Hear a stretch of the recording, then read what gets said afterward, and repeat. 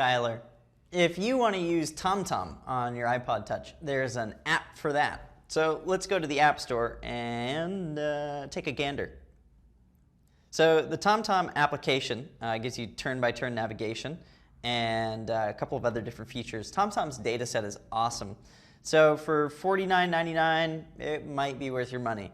If you have a TomTom device for your car that actually gives you GPS, then it might be even worth more money to you.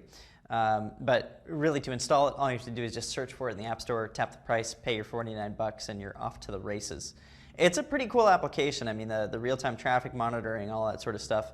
Obviously, you're going to have to come up with some sort of internet connection for your car because an iPod Touch isn't going to communicate with the cellular data towers. So maybe an iPhone running in a personal hotspot mode or an iPad. Both those things will allow you to do that. And then there are myriad of devices from every wireless carrier in the world that allow you to generate a personal hotspot wherever you are. So those are some options.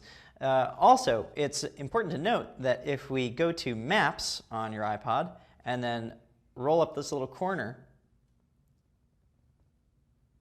come on, there we go. Guess what? It says Data from TomTom right here. So Apple's Maps application, which provides turn-by-turn navigation, I might add, actually draws from TomTom's data set. It would be kind of redundant to install it again. There you go. How's that for an answer? I'm Skylar. Thanks for watching.